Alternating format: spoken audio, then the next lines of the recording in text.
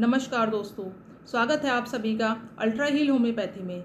दोस्तों, आज के इस वीडियो में हम बात करेंगे क्रॉनिक कॉन्स्टिपेशन के बारे में। दोस्तों, क्रॉनिक कॉन्स्टिपेशन यानी कब्ज रहना एक बहुत ही आम समस्या है जो ज़्यादातर लोगों में देखने को मिलती है और लोग उसे नज़रअंदाज करते हैं।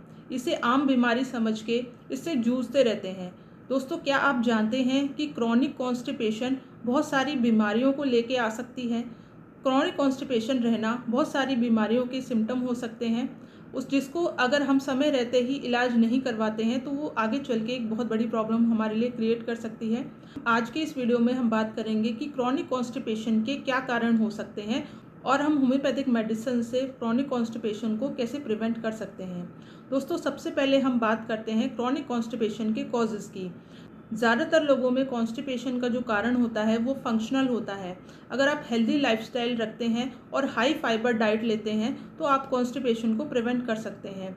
तो फंक्शनल अगर कॉजेज़ हैं तो उसको लाइफस्टाइल मैनेजमेंट से हम क्योर कर सकते हैं।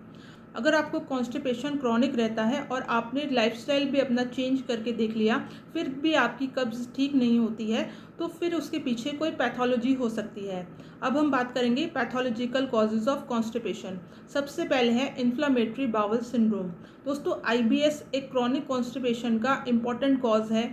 अगर आपको ऑल्टरनेट कॉन्स्टिपेशन रहता है और डायरिया रहता है, कभी तो आपके स्टूल्स जो हैं वो नॉर्मल होते हैं, कभी आपको कॉन्स्टिपेशन की समस्या रहती है, तो हो सकता है आपको आंतों में सूजन हो।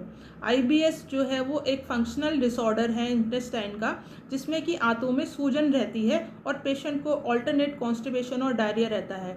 इसके साथ साथ पेट हमेशा फूला हुआ रहता है और पेट ढंग से साफ नहीं होता। तो आईबीएस एक इम्पॉर्टेंट कॉज है कॉन्स्टिपेशन का। अगला कॉज हो सकता है IBD. IBD inflammatory bowel disease है। इसमें भी ऑल्टरनेट कॉन्स्टिपेशन और डायरिया देखने को मिलते हैं। इंटेस्टाइन में स्वेलिंग के साथ साथ अल्सर फॉर्म हो जाते हैं और आपको नॉर्मल जो पेरिस्टाल्टिक एक्शन जो होता है इंटेस्टाइन का वो अफेक्ट होता है, जिसके कारण पेशेंट को कॉन्स्टिपेशन और डायरिया की प्रॉब्लम रहती है।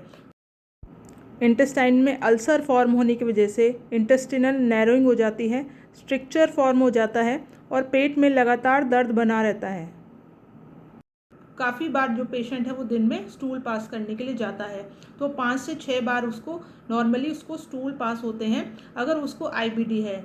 स्टूल्स में उसको म्यूकस और पस सेल्स और कई बार ब्लड भी पास हो सकता है, तो समय रहते ही आपको इसका इलाज करवा लेना ज़रूरी है। दोस्तों, कॉन्स्टिपेशन को समझने के लिए आपको नॉर्मल इंटेस्टाइन जो पेरिस्टाल्टिक एक्शन है उसको समझना भी बहुत ज़रूरी है। हमारे इंटेस्टाइन में रिफ्लेक्स एक्शन प्रोड्यूस होता है जिसको हम कहते हैं peristaltic action of the intestine, जिसके कारण उस रिफ्लेक्सेस की वजह से जो स्टूल्स होते हैं वो फॉरवर्ड पुश करते हैं और एक्सपेल हो जाते हैं। अगर आपकी एबनॉर्मल पेरिस्टाल्टिक एक्शन रहेगा, नॉर्मल नहीं रहेगा, तो फिर आपको कॉन्स्टिपेशन की समस्या रहती है। Normal peristaltic action of the intestine, इसकी वजह से स्टूल्स फॉरवर्ड पुश होते हैं और एक्सपेल हो जाते हैं। अगर पेरिस्टाल्टिक एक्शन नहीं होगा या फिर कम होगा तो लगातार कॉन्स्टिपेशन की समस्या बनी रहती है। अगर आपको हेमोरॉइड्स की प्रॉब्लम है, पाइल्स की प्रॉब्लम है, तो फिर इसमें एनल जो स्फिंक्टर्स होते हैं उनमें स्वेलिंग हो जाती है। उसके साथ साथ जो आपकी एक्सटर्नल जो एनल मसल्स हैं वो बाहर पुश हो जाती हैं, बाहर निकल आती हैं, प्रोट्रूड हो जाती हैं, जिसके कारण आपको हेमोरॉइड्स के साथ साथ कॉन्स्टिपेशन की प्रॉब्लम रहती है। पाइल्स यानी हीमोरॉइड्स जब एक्सटर्नल होते हैं तो स्टूल्स पास करते टाइम एक्सटर्नल एनल स्फिंक्टर के कॉन्ट्रैक्शन की वजह से एनल कैनाल शॉर्ट हो जाता है और कॉन्स्टिपेशन की प्रॉब्लम बनी रहती है। तो अगर आपको स्टूल पास करते टाइम बहुत ज़्यादा दर्द महसूस होता है और आपको ऐसा लगता है कि स्टूल्स ढंग से क्लियर नहीं हुए हैं, पेट ढंग से साफ़ नहीं हुआ है, तो हो सकता है आपको जो एक्सटर्नल एनल जो ओपनिंग है वहाँ पे स्वेलिंग हो और उसके साथ साथ आपको हेमोरॉइड्स की भी प्रॉब्लम हो। तो आप समय रहते ही इसका इलाज करवा लीजिए।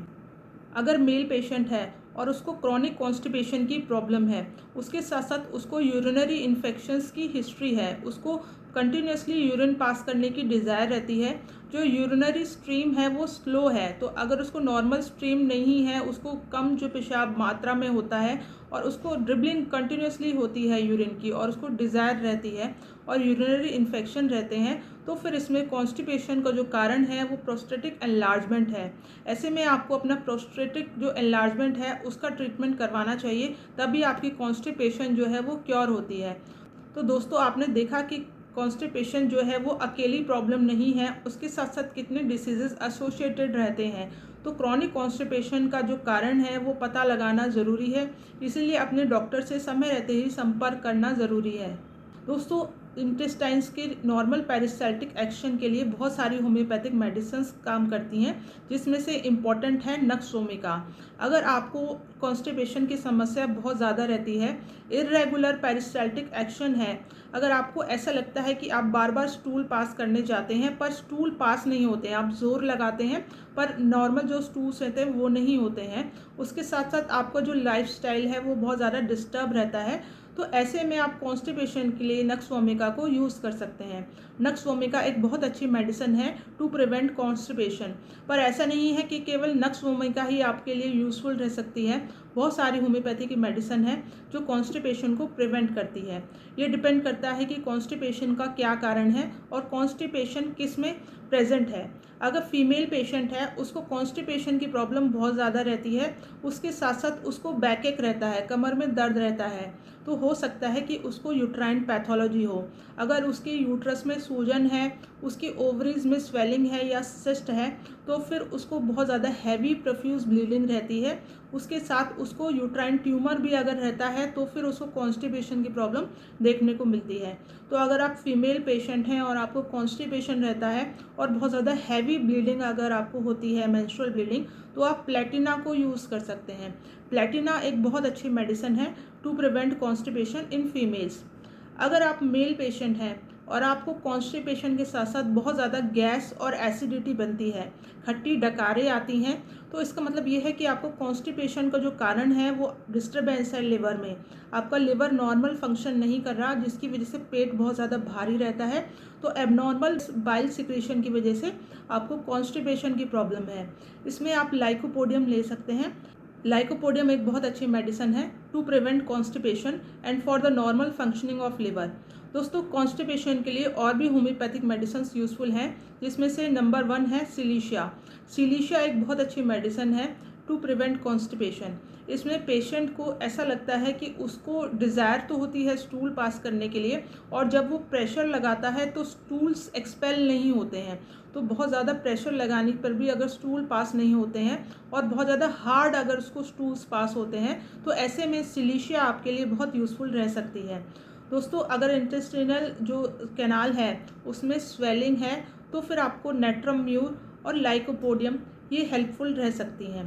तो लाइकोपोडियम और नेट्रम म्यूर के अगर कॉम्बिनेशन आप लेते हैं तो फिर उससे आपको इंटेस्टाइन में स्वेलिंग के साथ साथ जो कॉन्स्टिपेशन है उसमें भी आपको आराम मिलता है। दोस्तों, ये होम्योपैथी की मेडिसिन्स हैं जो वो ओवरऑल टोटलिटी पे काम करती हैं। अगर आपके अंदर सिम्टम्स हैं इंडिकेटिव मेडिसिन्स के, तो ही आपको मेडिसिन काम करती है। कोई भी होम्योपैथी की मेडिसिन तभी काम करती है जब आपके लिए इंडिकेशंस प्रेजेंट होंगे। अगर आपकी सिम्टम्स अगर इंडिकेटेड रहते हैं मेडिसिन्स के, तो आपको वो मेडिसिन अगर जब दी जाती है सूटेबल मेडिसिन, तो फिर वो आपको काम करती है और क्योर करती है। तो इसीलिए मेरी सलाह यही है कि कोई भी होम्योपैथिक मेडिसिन लेने से पहले आप अपने डॉक्टर से ज़रूर संपर्क कर लीजिए, क्योंकि दोस्तों ओवरडोजिंग से होम्योपैथी की जो मेडिसिन अगर आप बहुत ज़्यादा मात्रा में लेते हैं तो उसके कारण बॉडी के अंदर मेडिसिनल सिम्टम्स भी प्रोड्यूस होते हैं, जिसके कारण मेडिसिनल एग्रेवेशन के चांसेस भी बहुत ज़्यादा होते हैं। दोस्तों, अगर आपको कॉन्स्टिपेशन के साथ साथ पाइल्स की प्रॉब्लम रहती है तो ऐसे में आप एस्क्यूलस ले सकते हैं। एस्क्यूलस एक बहुत अच्छी मेडिसिन है पाइल्स को प्रिवेंट करने के लिए और कॉन्स्टिपेशन को रिलीव करने के लिए। अगर आपको सर में दर्द रहता है, उसके साथ साथ कॉन्स्टिपेशन रहता है, तो नक्सवोमिका हेल्पफुल रह सकती है। नक्सवोमिका के साथ साथ आप एलोज भी ले सकते हैं। तो कॉन्स्टिपेशन के लिए और आपको हेमोरॉइड्स के लिए एलोज भी एक बहुत अच्छी मेडिसिन है। दोस्तों सल्फ़र भी एक क्रॉनिक मेडिसिन है जो कि कॉन्स्टिपेशन को और इंटेस्टाइन में जो स्वेलिंग है उसको रिलीव करने के लिए दी जाती है। पर सल्फ़र के लिए सल्फ़र के जो कॉन्स्टिट्यूशनल सिम्टम्स हैं वो प्रेजेंट होना ज़रूरी है। सल्फ़र के जो कॉन्स्टिट्यूशनल सिम्टम्स हैं वो है पेशेंट को बहुत ज़्यादा गर्मी लगती है, पेशेंट को हॉट फ्लशेस आते हैं, उसको भूख बहुत ज़्यादा लगती है। तो अगर आपको 11 बजे के आसपास बहुत ज़्यादा भूख लगती है और आपको खाना जब खाने बैठते हैं तो फिर आपका पेट जो है वो फूल जाता है, आप भूख को टॉलरेट नहीं कर सकते, मीठा खाना बहुत ज़्यादा पसंद है और आपको भूख बहुत ज़्यादा लगती है, तो आप सल्फ़र ले सकते हैं। तो ये सल्फ़र के कॉन्स्टिट्यूशनल सिम्टम्स हैं, अगर पेशेंट के अंदर ये प्रेजेंट है तो फिर हम उसको सल्फ़र दे सकते हैं, उसमें सल्फ़र बहुत इफ़ेक्टिव रहती है। तो कोई भी homoeopathic medicine based on the constitutional symptoms दी जाती है और जो प्रेजेंट जो सिम्टम्स हैं, एक्यूट सिम्टम्स हैं, उसको देखते हुए मरीज़ को दवा दी जाती है। तो दोस्तों आज के इस वीडियो में हमने जाना कॉन्स्टिपेशन के कॉजेज़ के बारे में और उनके जो होम्योपैथिक ट्रीटमेंट है उसके बारे में हमने जाना। तो अगर आपको कॉन्स्टिपेशन की समस्या रहती है तो समय रहते ही आप अपना इलाज करवा लीजिए, क्योंकि हो सकता है कि कॉन्स्टिपेशन के साथ साथ आपको कोई और बीमारी अंदर डेवलप हो रही हो। तो दोस्तों समय रहते ही इलाज करवा लेना ज़रूरी है, अपनी बीमारी को नज़रअंदाज कभी भी ना करें। दोस्तों उम्मीद है आपको मेरी आज की जानकारी अच्छी लगी हो। अगर आपको मेरी ये जानकारी अच्छी लगी हो तो चैनल को लाइक एंड सब्सक्राइब करना ना भूलें दोस्तों। फिर मिलेंगे नेक्स्ट वीडियो में एक नई जानकारी के साथ। तब तक के लिए goodbye and take care.